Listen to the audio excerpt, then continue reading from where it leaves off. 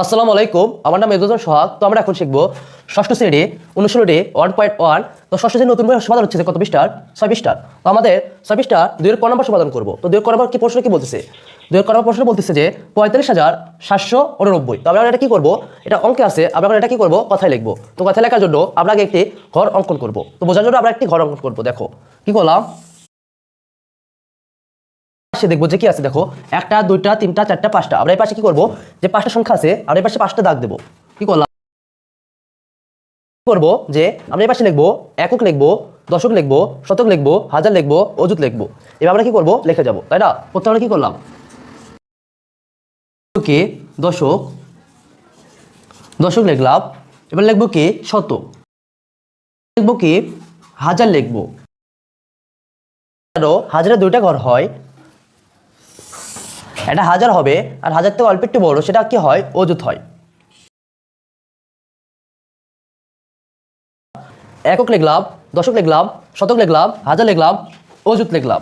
তো আমরা কি করবো? উপরে যে সংখ্যাগুলো আছে আমরা সেটা এখানে কি করবো? বসাই দেবো। তো উপরের সংখ্যাগুলো আমরা কি করি? বসাই দেই। দেখো কি বলছে, আমি এখানে কি লিখলাম? 9 লিখলাম। আর এখানে কি বলছে? 8। এখানে কি লিখতে কি বলছে? 7। এখানে কি বলছে? 5। এখানে কি বলছে? 4। তো দেখো বসাই দিলাম। তাহলে এখন কি হচ্ছে? দেখো এই দুইটা মিলে কি হয়? 8 9 মিলে কি হয়? 8 9 মিলে কি হয় বলো? 8 9 মিলে হয় কি? 79 89। 8 9 মিলে কি হয়? 89। তাহলে এখানে কি লিখলাম? এখানে কি বলছে? 7। দেখো 7 কত ঘর? এটা কি কিসের ঘর? শতকের ঘর না? তাহলে 700 শতকের ঘর যেহেতু, সেহেতু আমরা কি লিখবো? 700। কি লিখলাম? 700 লিখলাম। তারপরে এখানে কি বলছে? হাজার। হাজার হলে কি আছে? এই দুটা মিলে কি হয়? হাজারের ঘর হয়। যেহেতু দুটা মিলে হাজারের ঘর হয় সেটা আমরা এখানে কি লিখবো? 45 লিখবো। আমরা কি লিখবো? 45 লিখবো। কথা কি হতে পারে? দেখো 45,789। কি হতে পারে? 45,789। যেহেতু এটা কি আছে? অঙ্কে আছে, আমরা কথা লিখবো। তাহলে আমরা এখানে লিখি কথায়। কথায় লিখবো কি?